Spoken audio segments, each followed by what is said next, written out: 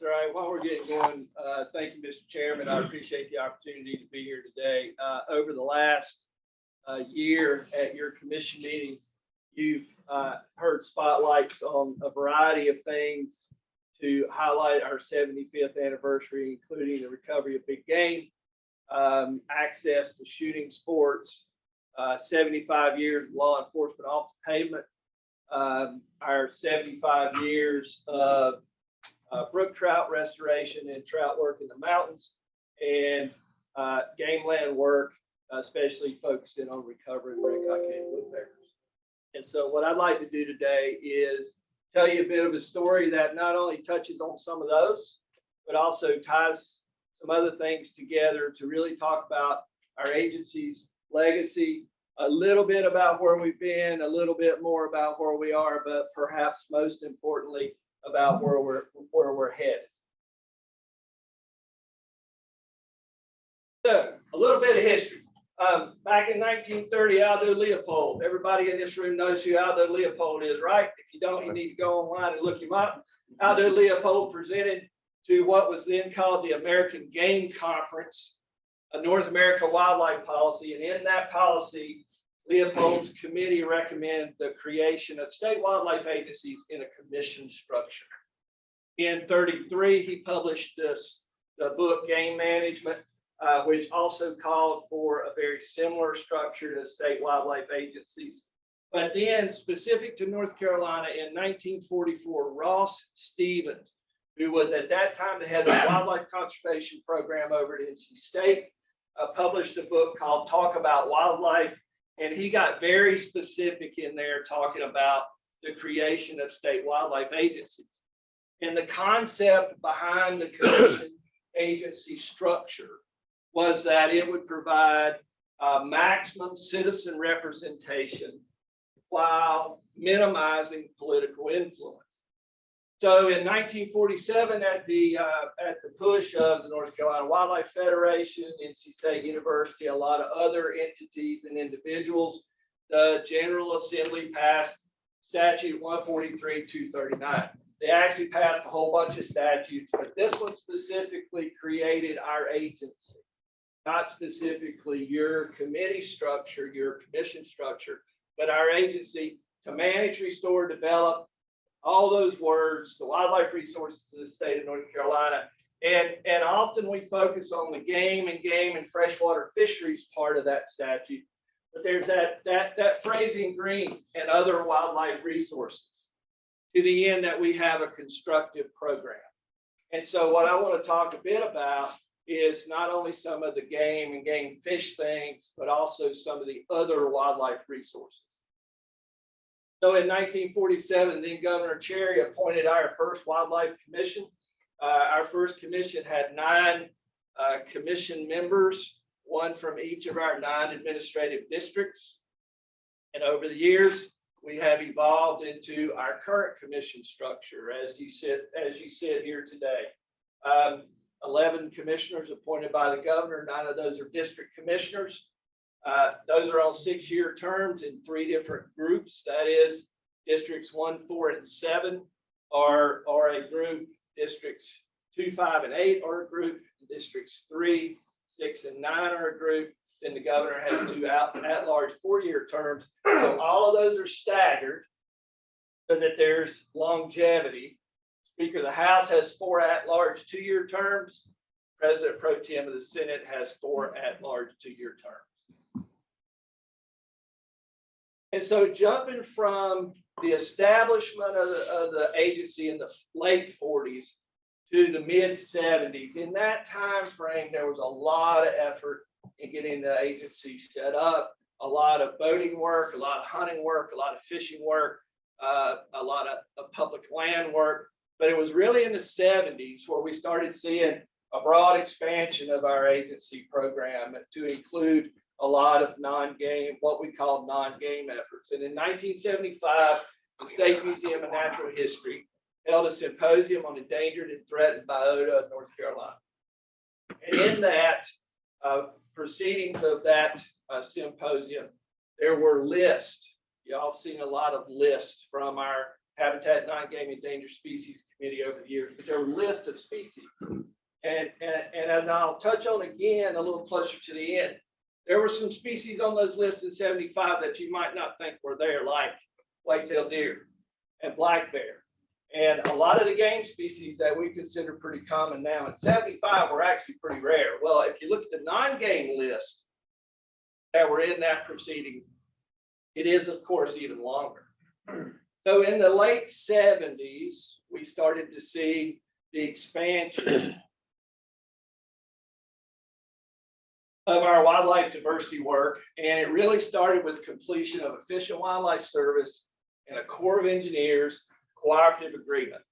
What that did was that created funding streams for a lot of our endangered species work.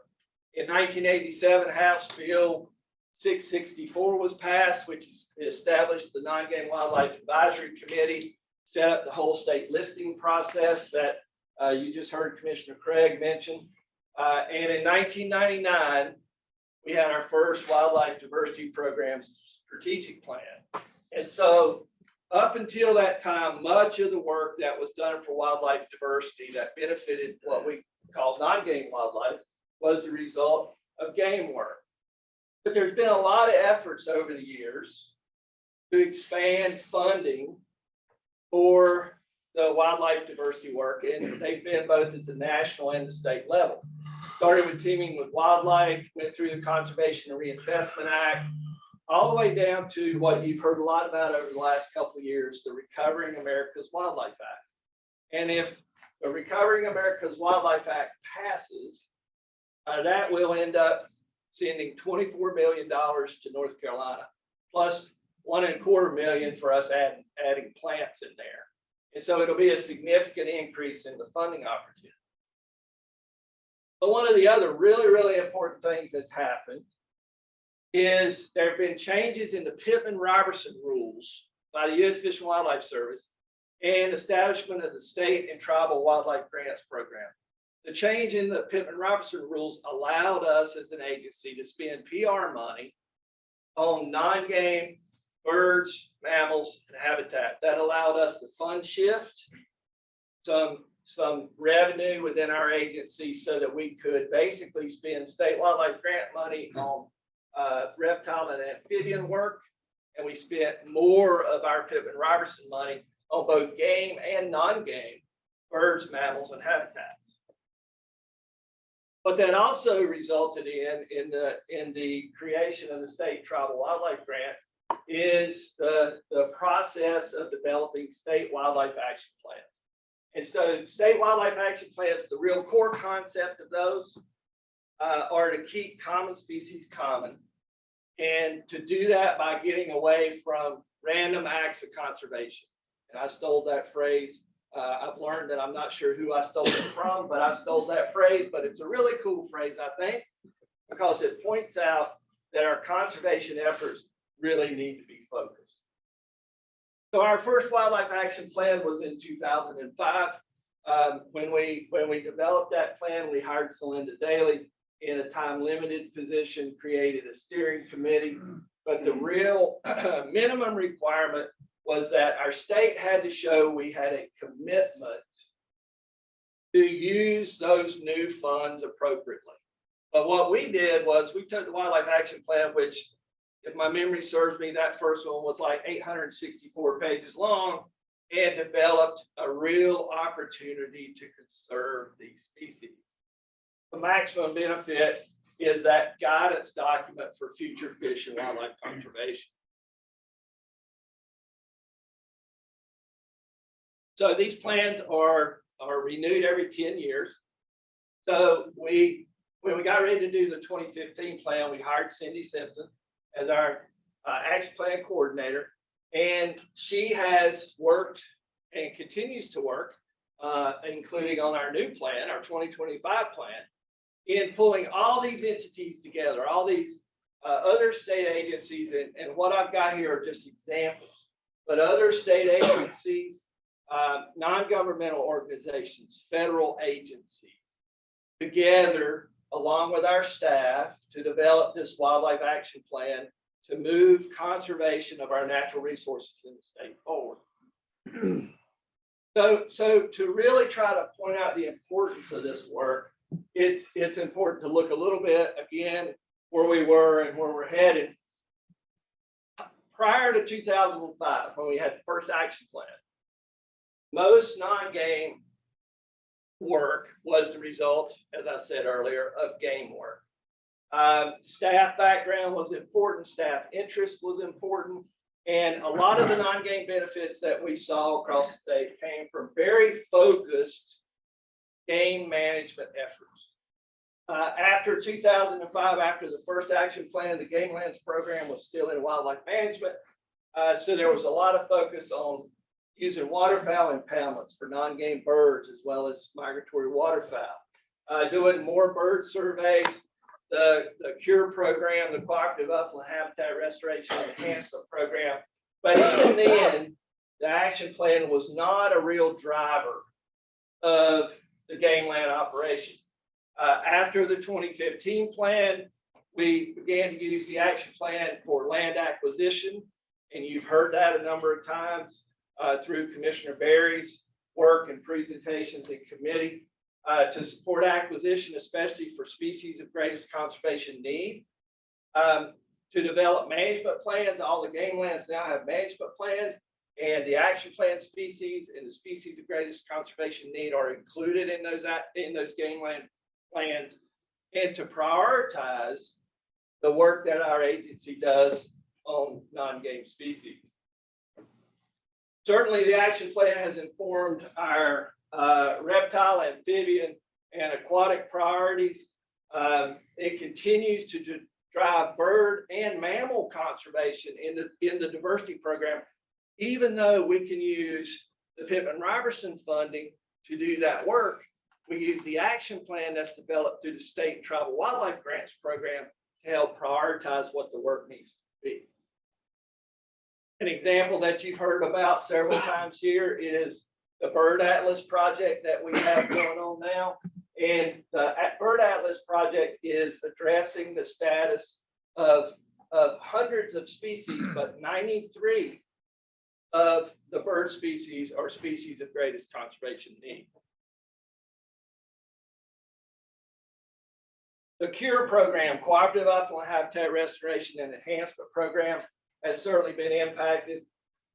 Quail was always the hook for the CURE program, but the CURE program actually has always been a habitat program. And there were 11 species focused through that program. Only one of those are game, and that's quail.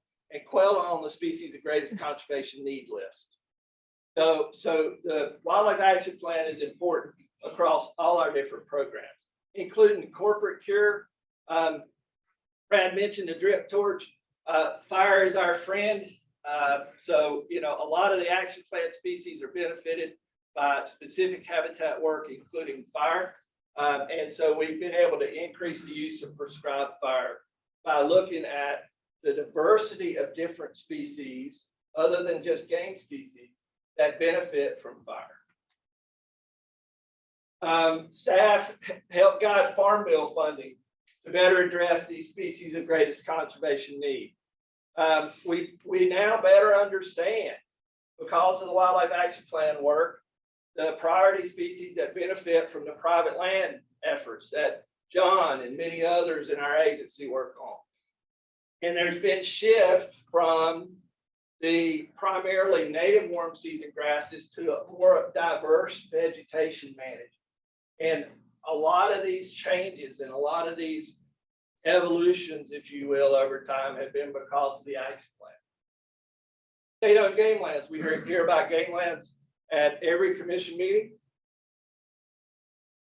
A critical component of our agency operations. And if you look at the history of our just state-owned game land acquisitions since the 40s, since the agency was created, you see a huge increase.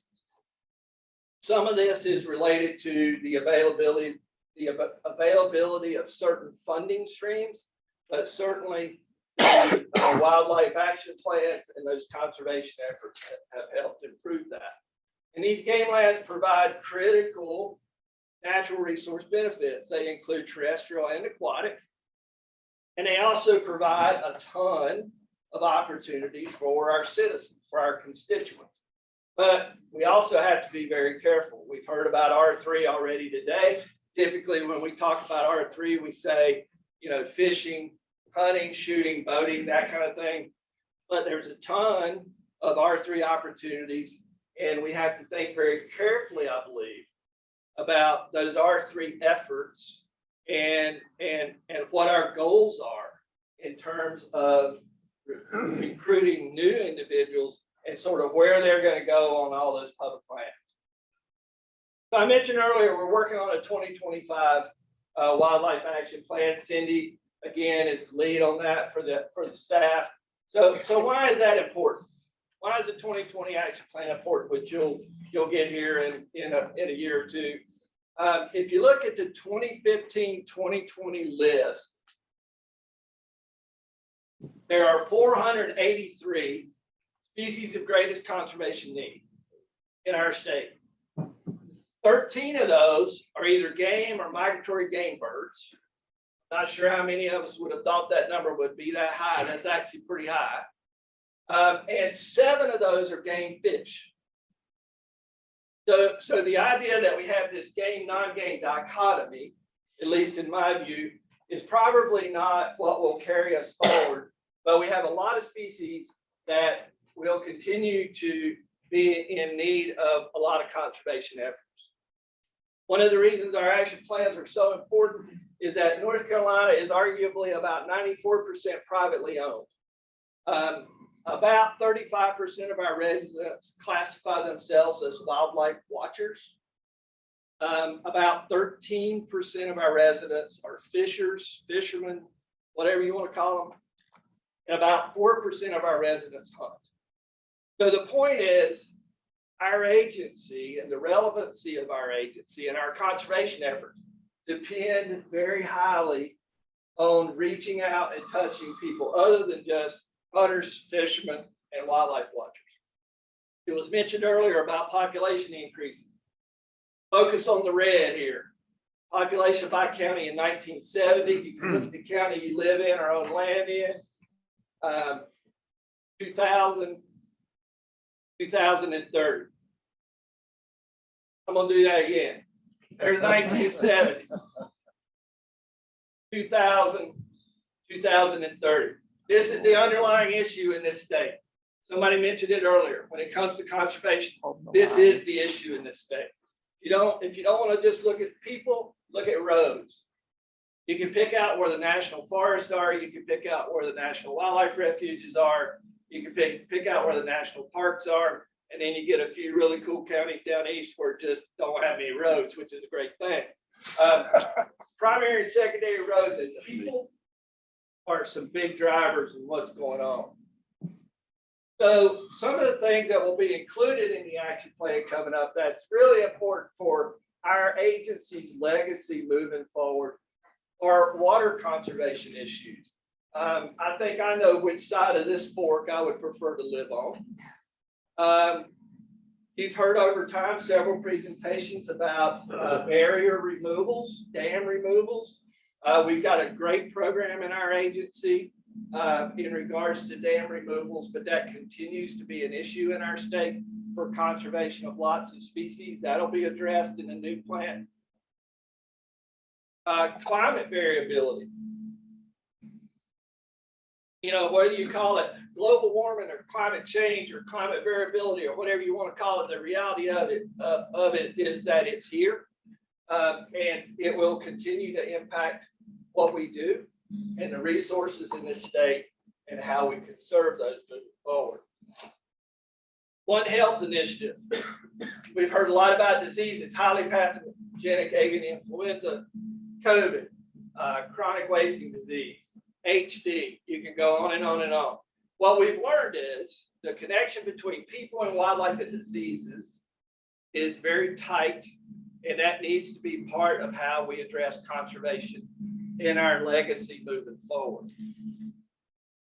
Pollinators. Pollinators are something, when I started with the agency, the idea that we would be doing pollinator work was about as foreign as you could get. The fact that we're doing a lot of pollinator work now is a really positive thing. It says a lot about our agency and the evolution of our agency. And it also goes back to that little green phrase in that establishment legislation that the General Assembly passed in 1947. Plants, you had a request within the last year to add an addendum to our current action plan, and endangered and threatened plants will be included in the 2020 plan. So our agency is doing game and non-game, birds and mammals and herbs and pollinators and plants and habitats and all those things moving forward. So the 2020 plan could serve as an implementation strategy for all of our operations, not just wildlife diversity. And the real key here is getting in this center overlap between fisheries and wildlife, terrestrial and aquatic habitats, and people. And at the staff level, the three folks that we have leading that charge are Rachel and Shannon and Sarah. But having said all this about roads and people and all this kind of stuff, there's a lot of reason for great optimism. For example, will muskies return to the French Broad River? Well, yeah, of course they will. Y'all heard about that already, and they're returning to the French Broad River because of all the hard work and dedication of our staff and volunteers and local people and fishermen up in that part of the world. Wood ducks. Wood ducks were actually extremely rare, believe it or not, 40, 50 years ago. But because of wood duck box programs, nesting programs, and banding programs, there's been a real recovery. Gopher frogs. You've heard presentations about our gopher frog work on game lands. I mean, we're managing for gopher frogs on game lands by building ponds. That is a really important legacy. It speaks a lot about what's happened in the past and where we're going. Robust red horse. You've heard presentations about robust red horse down south. We've got a huge monitoring program on that species. Peregrine falcons. In 1975, there were no nesting peregrines in North Carolina. Now we've got about 15 pairs, and a lot of that has been through restoration efforts and monitoring efforts from our staff. In 1975, there was one nesting site for brown pelicans in North Carolina. There are now over 5,000 nesting pairs. Again, a lot of that's habitat work, habitat conservation, population monitoring by our staff. Red cockaded woodpeckers, they were endangered. They continue to be managed. Our game land and land management program does a ton of RCW work, and that has resulted in increase in that species to the point that it's been downlisted by the Fish and Wildlife Service. Our river spiny mussel is a species that's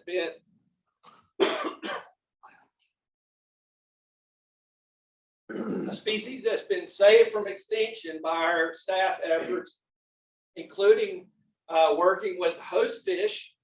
So we're not only working with the mussels, but we're working with the host fish to restore those in suitable habitats. Bald eagles at the time, again at 75, there were no nesting bald eagles in North Carolina. Now there's about 240 pairs, and they've been delisted through hacking programs. I mentioned white-tailed deer were on the list in 75. We've done a ton of restoration work, habitat work for white-tailed deer over the years. Hellbenders and other aquatic species. You hear presentations about those, and our wildlife diversity folks have tremendous monitoring programs that help impact and inform conservation and habitat efforts related to the aquatic species. And then, for example, wild turkeys, one of the big game restoration species you heard about early in the year.